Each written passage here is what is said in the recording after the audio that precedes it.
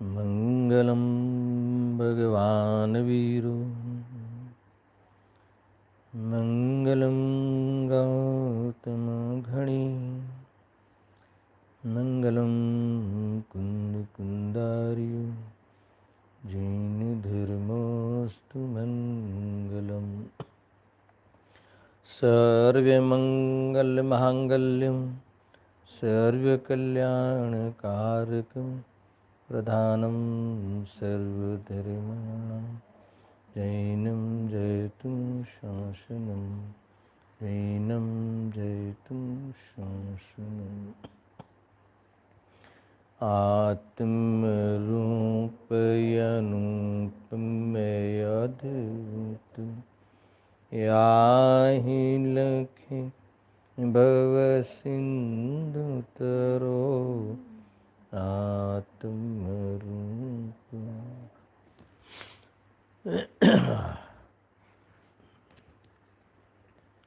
द्रव्य दृष्टि प्रकाश, इसमें पूज्य गुरुदेव जी के जो उद्गार है उसके आधार से किस संबंध में उद्गार, द्रव्य दृष्टि प्रकाश के संबंध में और सुगाणी जी के संबंध में इन्होंने जो उद्गार व्यक्त किए हैं, हमने चर्चा का आधार ही बनाया है। उसको लेकर जो आश्रय का बोल था उसके संदर्भ में 177 नंबर मूल बोल की जो चिट्ठी है, अरे बुक है, पेज नंबर 49, उस पर विचार किया था कल कि यही मैं हूँ। जब ज्ञान सामान्य अर्थात उपयुक्त लक्षण के द्वारा पर से भिन्न इस चैतन्य स्वरूप, चैतन्य मूर्ति यही मैं हूँ, ऐसा श्रद्धा करना, ऐसा इसका नाम सम्यक दर्शन है, ऐसा है ना। तो जब हम विचारों के माध्यम से, तत्व चिंतन के माध्यम से, आगम के माध्यम से, आगम आश्रित वेदज्ञान के माध्यम से, आगे ले लो अभ्यास रूप वेदज्ञान के माध्यम से यही मैं हूँ, ये जब निर्णय होता है, ये सब धारणा है। भले अभ्यास रूप वेदज्ञान में इतना फर्क है कि उस संबंधी वलन बनना, उसका स्वभाव के पक्ष संबंधी विशेष दृढ़ता आना, ये सब है ना, नहीं है। मगर जब हम ज्ञान की अर्थात तो इस आगमाश्रित विज्ञान के माध्यम से सिद्धि करते हैं, यही मैं हूँ, तो एक प्रकार से इसको आप धारणा ज्ञान समझना, हमें अपने संबंध में स्पष्टता हुई ये समझना, ना नहीं है उसका। मगर यही मैं हूँ ऐसा अनुभव तो तब होगा, कब होगा कि जब निर्विकल्प हो जाए, निश्चिंत हो जाए। ये बात ध्यान में रखना। अपना परिचय हुआ तब कहलावे कि जब कोई विकल्प खड़ा नहीं रहे, विकल्प की दृष्टि मिटे और इसके साथ अर्थात तो इसके बाद विशेष विकल्प खड़ा नहीं रहे, तब यही मैं हूँ का अनुभव हुआ कहलाएगा। क्योंकि यही मैं हूँ, यह मैं हूँ, है ना, ऐसा विचार करने में हाथ कुछ आता नहीं। ये बात आई थी ना कल, सुगाणी जी के माध्यम से पढ़ा भी था मैंने। मगर इसका भावासन इतना सा है कि अपना परिचय हो जाना तभी ही माना जाएगा, अर्थात तो अपना परिचय हुआ तब कहलाएगा कि जीव के विकल्प शांत पड़ जावे। क्योंकि जब अपना परिचय होता है, चैतन्य स्वरूप अकर्ता ज्ञाता दृष्टा ऐसा स्वरूप होता है, तो कर्ता कर्म का भी विकल्प नहीं, अज्ञान नहीं, विकल्प नहीं, है ना, कहीं भी अपने में भी करने का कोई विकल्प नहीं। द्रव्य स्वभाव पर्याय स्वभाव पारिणामिक रूप से वस्तु में समाये हैं, तो फिर विकल्प किस बात का, विकल्प का क्या वजूद है। तो इस प्रकार से समझना चाहिए। तो तुरंत प्रश्न हुआ कि पण पोताना स्वरूपनी प्राप्ति न थाय ત્યાં સુધી निर्णय માટે तो धारणा જોઈએ ने। कल ले लिया था वैसे मैंने, अंत में ये पूरा हुआ था, है ना। तो इसमें मूल बात इसी पे फोकस किया कि धारणा होगी, वो सहज है।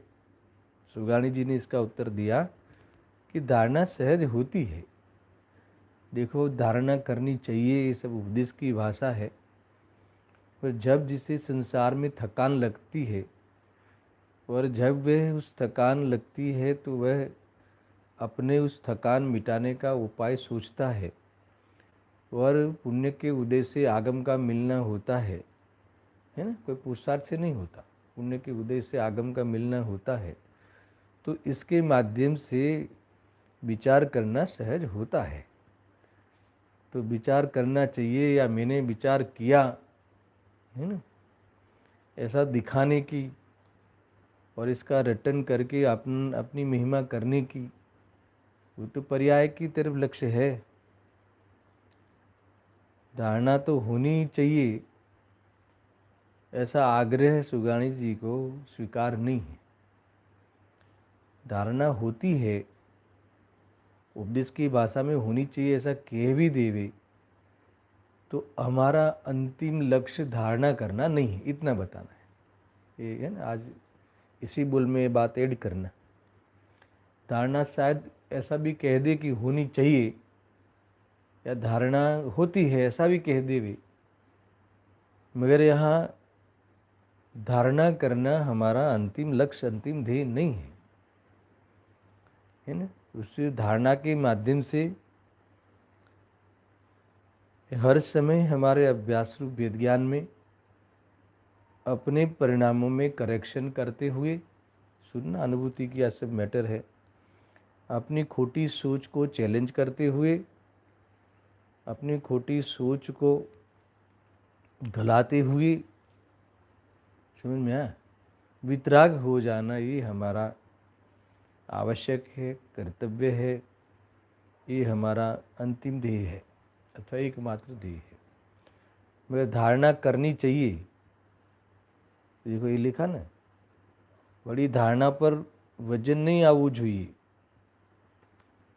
है ना। मैं धारणा कर लूँ, ये तो बोझो उपाड़वानो छे, ये बोझा तो छोड़ना है। देखो, करने के नाम पर मैं धारणा कर लूँ या मैं अनुभव कर लूँ, ये बात भी आत्मार्थी जनों को सुहाती नहीं है। अनुभव करना है, अनुभव कर लूँ, ये सब बातें होती है। देखो, अनुभव करने के संबंध में भी अनुभूति हो रही है, ये बातें तो आती है कि कई बार ली 17वीं 18वीं गाथा का आधार। बस अनुभूति हो रही है, उस पर ध्यान जाना, वही ध्यान है, वही मार्ग है, वही आविर्भाव है स्वभाव का, वही वास्तव में विशेष का तिरोभाव है, विकल्प का तिरोभाव है, वही आनंद है, वही विश्राम है।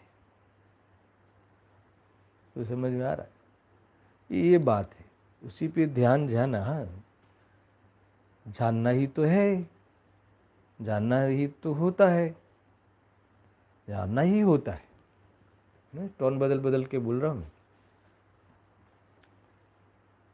वो न मेरी मजबूरी है कि वो न मेरी ज़रूरियात है, क्या जानना ही होता है। वो न मेरी मजबूरी है कि वो न मेरी ज़रूरियात है, वो तो स्वभाव है। और ऐसी स्वभाव का ख्याल में आ जाना, ये भव संतति का क्या है, अंतिम क्षण। ये है, बहुत बड़ी बात हो गई। याद फिर से, ज्ञान होता है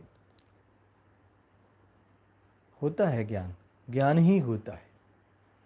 ये न मेरी मजबूरी है, ये न मेरी कमजोरी है, ये न मेरी ज़रूरियात है, ये तो स्वभाव है ना।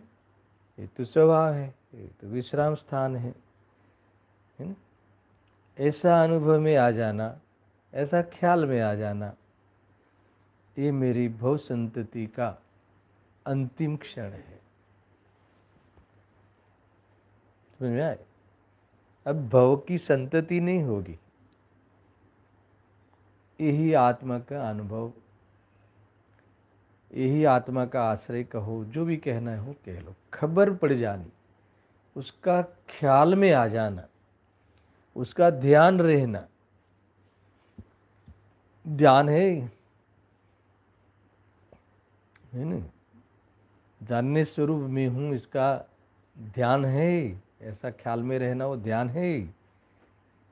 राग आया तो ध्यान रखना, ये कहते हैं ना। क्या ध्यान रखना? अपने में मिला के अनुभव नहीं करना, ध्यान रखना। ये राग है, ये राग है। राग है जानने में, ये मैं नहीं हूँ वाली बात फीलिंग में होती है। मेरे लिए ये कोई आनंद का कारण है अर्थात कर्तव्य है, ऐसा अनुभव में नहीं आता। ये राग है ऐसा जानने में, इसका अर्थ है कि कर्तव्य से भाषित नहीं हुआ। बस यही भव संतति का अंतिम पल है। बहुत है ना, 10 लक्षण पर्व का है ना, ये शायद अभी सेकंड लास्ट दिन ऐसा है। आंकिंचन्य ये है अपरिग्रहपना। पर का ग्रहण ही नहीं होता अपने लिए, पर की कोई भी वांछा नहीं, पर का आग्रह नहीं, पर्याय का आग्रह नहीं, भेदों का आग्रह नहीं। क्या कहा? आग्रह नहीं यानी लक्ष्य नहीं। समझ में आया? क्यों? क्योंकि ये सब ज्ञेय है, गुण भेद भी ज्ञेय है, ज्ञान की प्रसिद्धि है। पर्याय अपने काल में योग्यता अनुसार होती है। ये वस्तु के स्वरूप में शामिल होने से फिर भी ये उसका ज्ञान मात्र हुआ। ये परम पारणामिक भाव का स्वाद है, भव संतति का अंतिम क्षण है। विचार करना, गजब है। सब कुछ बराबर है ना। पर्याय भी अपनी योग्यता अनुसार होती है, उसका भी आग्रह नहीं। अनंत गुणात्मक हूँ ऐसा विकल्प नहीं जब हूँ। ये सब वास्तव में जानने की ओर से लेवे तो ज्ञान का ज्ञेय मात्र है ना। मैं तो जानने स्वरूप हूँ, जानने स्वरूप हूँ यानी इसमें कोई कहीं आश्चर्य नहीं है। पर्याय योग्यता अनुसार होती है ना। गुणों से भरपूर हूँ, इसमें कोई आश्चर्य नहीं है, सहज है। ऐसा जानने में आ जाना अथवा जानने में आते ही रहा है, यही जानने में आ रहा है। इसका अर्थ क्या है? इसी को प्रसिद्ध कर रहा है, द्रव्य को शुद्ध प्रसिद्ध कर रहा है। ज्ञान की कृत शुद्धता नहीं है, ऐसी सिद्धि कर रही है हर क्षण। हर क्षण अपने त्रिकाल शुद्धता को प्रतिनिधित्व करती है। आया ख्याल में? बस इस पे ध्यान जावे, इसका ख्याल रहे, अपनी मौजूदगी का एहसास रहे। ये क्या है? भव संतति का अंतिम क्षण। कहाँ से बात आई? धारणा तो होवी જોઈએ ने, धारणा होवी જોઈએ ने। ऐसा धारणा સહેજ થાય છે, હું આ ધારણા કરી લઉં એ તો બોજો ઉપાડવાનો છે। मैं धारणा कर लूँ, धारणा कर लूँ, धारणा में तो होना चाहिए। ऐसा बोझा नहीं उठाना, क्योंकि ये सहज है। ये कह रहे हैं उस पर वजन नहीं आना चाहिए, ऐसे शब्द में लिखा है। देखो, बड़ी धारणा पर वजन नहीं आવું જોઈએ। धारणा होवी तो જોઈએ ने, એવું वजन नहीं होવું જોઈએ। होती है ना धारणा, ये धारणा है, होती है, होती है, होवी જોઈએ शब्द है। मैंने कहा ना, फिर से दोहरा रहा हूँ, मगर ये हमारा अंतिम लक्ष्य नहीं है। इसका अर्थ ही ये है कि इस पे कोई रुकना नहीं, ने संतुष्ट होना नहीं, ने तुम व्यवहाराभास हो जाएगा, है ना। ऐसा इस प्रकार के होना पूर्व में दृष्टि का विषय नहीं होने से, अंतिम गोल नहीं होने से वो व्यवहारने का विषय है। अर्थात एक प्रकार से निकट का शुभ भाव है, विशुद्धि गर्भित शुभ भाव है। समझ लो सारी बात, है ना। पूर्व की पर्याय में होने वाला प्रयास है, तैयारी है, पेट का पुरुषार्थ है, पुरुषार्थ के पहले होने वाला पुरुषार्थ है, जो भी समझ लो, मगर निर्विकल्प हो जाना ही सच्चा पुरुषार्थ है। क्योंकि जब पता ही चल गया चैतन्य स्वरूप हूँ, तो पर की पृथकता और शुद्धता सिद्ध करती हुई वस्तु ख्याल में आई, तो अस्थिरता जन्य होने वाले राग, संस्कारवश होने वाले राग, है ना, उसके प्रति पीठ रहते हुए जीव विश्राम को प्राप्त होता है। वहाँ कर्तव्य का अनुभव नहीं करता हुआ जीव ज्ञाता दिष्टा है, वहाँ तक जाना है, सब वहाँ तक मामला है। तुरंत बाद आया समझ में? इतना बोल कल लिया था मैंने, आज थोड़ी बात इसको गहराई से ले ली। तो तुरंत 178 बोल, पेज नंबर 49 ही चल रहा है ना। कल वसंत जी भाई पूछ रहे थे, आप पेज बोलते रहना। ये जो बोल वाली बुक है ना, उसको मैंने साथ में आधार बनाया है, क्योंकि गुरुदेव सिंह ने तो एक बात छेड़ दी है, फिर उसमें कितने बोल है ना उसको सपोर्ट करते हैं, उस संदर्भ में हमें पढ़ना चाहिए। तो मुझे विकल्प आया, ठीक है। ऐसा हमें लगता है कि कल अंतिम दिन है, मैं तो कहता हूँ कि भव संतति की अंतिम क्षण है। ये बहुत बड़ी बात है। ये सब जानने में आया, जानना ही तो होता है। फिर से बोलता हूँ, मुझे बहुत पसंद आ गई आज की सुबह में ये बात, जानना ही तो होता है ना। अरे जानना होता है, वो न मेरी मजबूरी है, न मेरी कमजोरी है, न जरूरियात है। समझ में आया? ऐसा इतना अद्भुत स्वाद है कि किसको जानो किसको नहीं जानूं, ये बात ऐसा भेदभाव नहीं है, है ना। कोई कुछ चीज़ जानने में आवे तो इससे कोई हर्षोक नहीं है,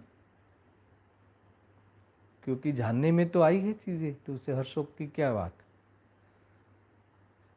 आया ख्याल में? ये बात है, क्योंकि ये स्वभाव है। तो ये स्वभाव है,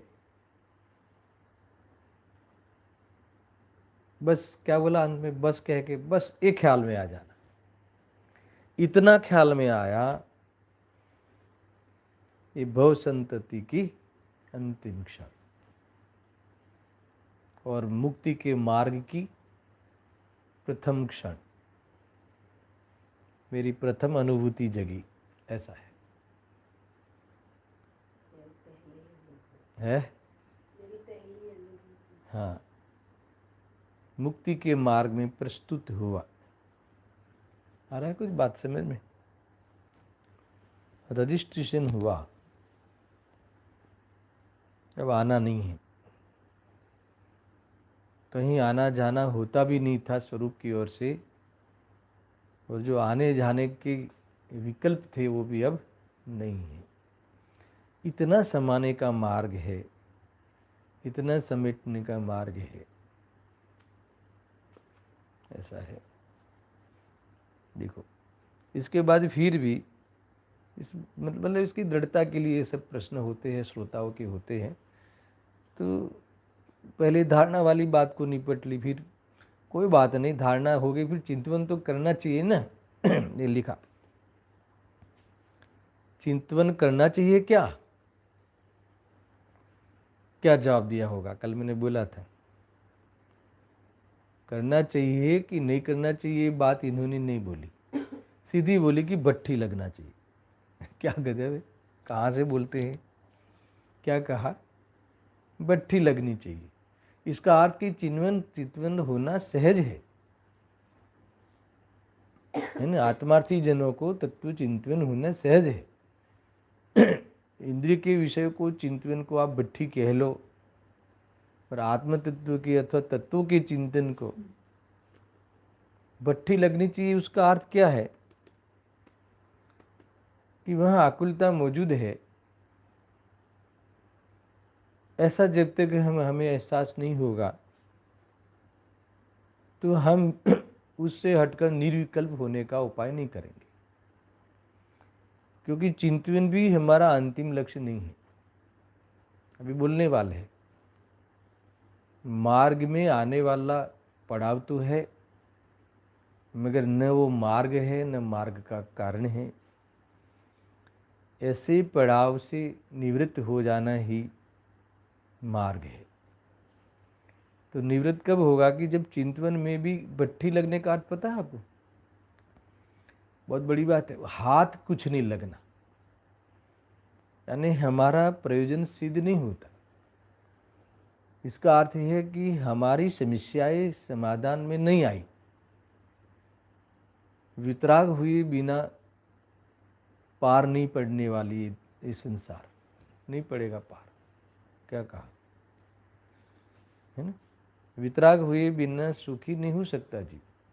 वितराग भाव से जानना ये ज्ञान का सम्यकपना है, आचरण का सम्यकपना है, और उसका आधार दृष्टि का सम्यकपना है। ये रत्नत्रय ही निर्गुणता की भावना है। यही मुक्ति के मार्ग का साक्षात कारण रूप मुनि जीवन है। अर्थात गृहस्थ दशा में भी रत्नत्रय प्रकट हो जाते हैं, तो मुनि दशा का बीज है ऐसा अनुभव करना। देखो लिखा है, चिंतन करवू जो येसु, चिंतन तो करना चाहिए क्या? चिंतन पर भट्ठी लागवी चाहिए। कहाँ से देखते हैं? भट्ठी लगनी चाहिए, यानी होता तो है, इसका अर्थ भी हुआ ना, मगर ये हमारा अंतिम ध्येय नहीं है। देखो आगे लिखा है, ते पण दुख भाव लागसे त्यारे ત્યાંથી ઉઠશે, नहीं तो ત્યાંથી શા માટે ખસે। ठीक है इतनी बात? अब ठीक, अब सुनना, मार्ग में आवे छे तो ठीक छे, मार्ग में आता है तो ठीक, इतना गौण करते हैं इसे, क्योंकि ये हमारा कर्तव्य नहीं है। देखो हम लोग चिंतन में राजी हो जाते हैं, हमने तो बहु चिंतन रहे छे। आपको लगेगा कि बहुत पढ़ते हैं वहाँ से तो हटाया, अब चिंतन करते हैं और अपनी मुख्यता से करते हैं, समझ में आया? तो अब वो भी कह रहे हो कि दुख लाख से, यानी है ना, ये है जबरदस्त है भाई। समेटने का मार्ग है। 144 गाथा याद कर लेना, मति ज्ञान की, है ना, उसको भी मर्यादा में लाना। और मंद आकुलता रूप श्रुत ज्ञान की बुद्धि को भी क्या करना, मर्यादा में लाती हुई, ऐसा कहते हैं ना, निर्विकल्प होना, भाव श्रुत रूप हो जाना। नयों की ओर से इस नए से ऐसा है, इस नए से ऐसा है, इसको शुद्ध नहीं प्रकट होना कहते हैं, इसको, है ना। इससे बातें पहले सीखी, है ना, फिर उस रूप हो जाना, उस रूप कर लेना, वो मूल है। ऐसी बात है, कोई ऐसा नहीं है कि कोई चिंतन का विरोध हो रहा है या चिंतन का कहीं समर्थन हो रहा है, ऐसा कुछ नहीं है।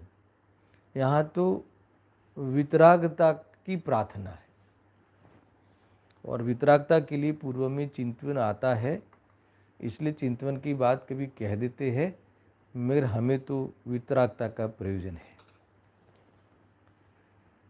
ऐसा ये बात याद रखना है। मार्गમાં આવે છે તો ઠીક છે, परंतु તેને પણ दुखभाव જાણવો, तो क्या नहीं जानना उसे, है ना। हाँ, उसे सुख नहीं जानना। अपेक्षा से, तीव्र कषाय की अपेक्षा से, ये मंद कषाय होने से आकुलता कम तो है, मरे निराकुल तत्व मत समझना, ये आश्रव तत्व को संवर्त तत्व मत समझना। इतना सा अगर तत्व की भाषा में बोले तो क्या कहा, तत्व की भाषा में बोले तो ये संवर्त तत्व मत समझना, ये यहाँ कह रहे, तेमा एकत्व करवू नहीं, इसका अर्थ उसमें संतुष्ट होना नहीं, उसका लक्ष्य करना नहीं, ये तो चिंतन तो होना ही चाहिए ऐसा कहकर चिंतन की प्रमुखता रखकर दृष्टि में स्वभाव का अनादर करना नहीं, किसी भी हद का विभाव भाव, है ना। अब मैं विभाव के गीत गाऊंगा नहीं, आया था ना सर। ये बात है। एकत्व करने का अर्थ, एकत्व नहीं करने का अर्थ है कि ये हमारा अंतिम कर्तव्य नहीं है, ऐसा ख्याल में रखना। क्योंकि जहाँ आकुलता है, वह आकुलता को अगर हम कुछ न कुछ मान लेवे, मंद आकुलता को हम मान लेवे मार्ग, तो ठीक नहीं है। लिखा है चिंतवन पण चिंता छे आकुलता छे। अब एक बात बहुत बढ़िया लिखी है, चिंतवन पण ज्यांथी उठे छे ते भूमि में जामी रहो। ये क्या है, जहाँ से उठता है माने, अरे चिंतवन भी जो ज्ञेय बनता है, जहाँ से उठता है, यानी हर जो ज्ञान उठा, ज्ञेयाकार ज्ञान भी, ज्ञेय को जानने वाला ज्ञान, वो शुद्ध ज्ञान का उदय है। वो अपनी जो त्रिकाल भूमि है उसका परिचायक है। जहाँ ये चिंतन है ऐसा ख्याल में आया वो, तो ऐसी भूमि पर क्या करना, ठहरना, पड़ाव करना, ऐसा है। देखो ये बात हुई, कहाँ से आए, धारणा तो होवी चाहिए ने, उसको कैंसिल करा, हमारा अंतिम लक्ष्य नहीं है सुनना। अब आने वाला और एक 179 बोल 50 नंबर के पेज पे बोलता हूँ, ध्यान रखना। फिर चिंतवन तो करવું जरूरी है, शू चिंतवन तो होવું જોઈએ ने, तो भट्टी के समान बता दिया। और इसका एक अलग उद्गार भी है गुरुदेव सिंह का, शुभ भाव में ज्ञानियों को भट्टी लगती है, अज्ञानी को तो 5 इंद्रिय के भोग रूप कषाय की तीव्रता में भी भट्टी नहीं लगती, ये कहा। तो इनको तो कषाय की मनता रूप शुभ भाव में भी भट्टी लगती है। तो गुरुदेव ने कहा कि इसलिए कि इन्होंने शांति का स्वाद, निर्विकल्प का स्वाद लिया हुआ है, इसीलिए इसमें आना परवड़ता नहीं, पोसाता नहीं, है ना, ऐसा है। मजबूरी वश, कमजोरी वश कहीं भी दिखे, इसका अर्थ ये नहीं है कि इसमें रहना उनका ध्येय है, ऐसा नहीं है। तो इस प्रकार से अलग से बोल भी लिखा है, अपने उद्गार में बातें आई है, ऐसा। मुझे तो ये बताना था कि जब धारणा तो होनी चाहिए, चिंतन में तो आना चाहिए, ये सारी बातों का समाधान कर दिया। मगर श्रोता ने एक और बात पूछी, अथवा क्रम में इन्होंने एक और बात रखी। देखो 179 बोल आप पढ़ो, साक्षी भाव रहवो જોઈએ। गजब है। अब जितना भी जो कार्य हो रहा है वो साक्षी भाव को प्रकट करने के लिए तो है। इनके लिए भी अब क्या करते हैं, देखो उसी पे भी लक्ष्य नहीं, केवल ज्ञान की पर्याय भी बहिर्तत्व, ध्यान भी हमारा ध्येय नहीं है। ये इनकी ध्वनि है। इसमें ये उत्तर है। अरे साक्षी भाव रूप से रह रहा है, उसका आधार कौन है ना। तो साक्षी भाव पे भी लक्ष्य नहीं है। प्रकट, फिर ये भाषा आई ज्ञान की, प्रकट करने रूप उपादेय है। अरे साक्षी भाव से भी तो वर्त रहा है, प्रकट करने रूप उपादेय भी उपदेश की भाषा है। तो साक्षी भाव से ही रहना तो उसका जन्म सिद्ध की अनंत सिद्ध अधिकार है। तो उस अधिकार को तू जता रहा है। मगर पंडित जी ये कहते हैं, सुगाणी जी ये कहते हैं कि हमें तो ये साक्षी भाव में पण नहीं आवता। क्या अर्थ? यानी वो साक्षी भाव का भी मेरा लक्ष्य नहीं है। तो क्या है અમે તો એવી ભૂમિ સ્થળ છીએ જ્યાંથી એવો એક સાક્ષી ભાવ તો શું અનંત સાક્ષી ભાવ ઉઠતા રહેશે। यानी साक्षी भाव से रह रहा है हर समय, ये इसका सम्यक कार्य है, इसका स्वाभाविक कार्य है, ना नहीं है। पर ऐसा स्वाभाविक कार्य का आधार क्या है कि जिसमें से साक्षी भाव जिसको अनुसरता हुआ होते रहता है, जिसका अनुसरण होता रहता है, मेरा अनुसरण करके साक्षी भाव है ना अपना आनंद ले रहा है। तो मैं तो जिसमें से साक्षी भाव उठता है, यानी साक्षी भाव यानी ज्ञाता दृष्टापना, जिसका आधार से होता है। ज्ञातापना होने की जो शक्ति है, आत्मा की जो शक्ति है, सामर्थ्य है, उस सामर्थ्य का हमें विश्वास है। इसका कहना ऐसा है। उस पर ध्यान है, उसका अर्थ क्या? हमें तो उसका भरोसा है। हम तो उसके भरोसे अपना जीवन को साकार करते हैं। ये कहना है इनको। ये वर्तमान में साक्षी भाव है ना, गे आदि राग आदि भावों से पृथक जानता हुआ साक्षी भाव से, वितराग भाव से रहना ना नहीं है हमारा। तो ये प्रकट करने रूप ध्येय भी है। मेरे ये ध्यान जो है ना, ये जो ध्यान रूप ये जो स्वरूप हुआ साक्षी भाव रूप परिणमन है, उस परिणमन पे हमारा ध्यान नहीं है। ध्यान नहीं, इसका अर्थ हमें भरोसा है, हमें उसकी शंका नहीं है। तो उसका आधार कौन है कि ऐसे सामर्थ्यवान का हमें परिचय हुआ है, उसका स्वाद है। वो भी तो एक पर्याय है, स्वाद लेने वाली भी तो। मगर उसी पे लक्ष्य है, ये बात को यहाँ उजागर करते हैं। देखो, अनंत साक्षी भाव उठता रहे से एक समय में साक्षी भाव हूँ आखे आखो આવી जाऊँ तो मारो नाश थी जाए। क्या है इसका अर्थ? अगर साक्षी भाव पे, मेरा वर्तमान साक्षी भाव पे लक्ष्य हो जाए और उसमें संतुष्ट हो जाओ तो मेरा नाश हो जाए। ना क्या? मेरे अस्तित्व को मैं खो दूंगा। कहाँ खो दूंगा? अपनी दृष्टि में से खो दूंगा, ये कह रहे हैं। तो इसीलिए वो ऐसा काम में नहीं करता। कैसा ये स्वरूप है? राग द्वेष उसकी बात नहीं, शुभ भाव की बात नहीं। समझ में आ रहा? कुल मिला के ये है कि आश्चर्य नहीं कोई इसमें, और हमें कोई शंका नहीं कि साक्षी भाव रूपी हो रहा है हर समय। उसमें हमें कोई भी प्रकार की शंका नहीं है। उसमें हमें पूरा हमारा भरोसा काम कर रहा है, क्योंकि हमें उस सामर्थ्य का परिचय कर लिया है, उस सामर्थ्य की हमने सिद्धि कर ली है ना। ज्ञान लक्षण के द्वारा जो ज्ञायक से अभिन्न है, उसकी प्रतीति हमने कर ली है। है ना। हमें तो अब भव संतति की अंतिम क्षण भी उपचार है, हमें तो भव का अनुभव कभी नहीं हुआ। जब भव का अनुभव होता है, में उत्पन्न हुआ और अब भव का अभाव करना है, समझ में आया ना। ये तो सब ये अज्ञान की ओर से सब कथन है ना। भव दिखता था वो अज्ञान है, वो अज्ञान को मिटाना, ये सब पर्याय की ओर से होने वाले खेल है। भव में कभी भव में क्या उत्पन्न हुआ क्या आत्मा है क्या ये, उसके भव होते हैं क्या? अरे भव के भाव को भी जब ये ज्ञेय मात्र कहते हैं, भव के भाव करने पर भी आत्मा उत्पन्न होता हो, भव के भाव का अर्थ क्या कि मैं उत्पन्न हुआ, अब मैं नष्ट हो जाऊंगा, ये भव के भाव है ना।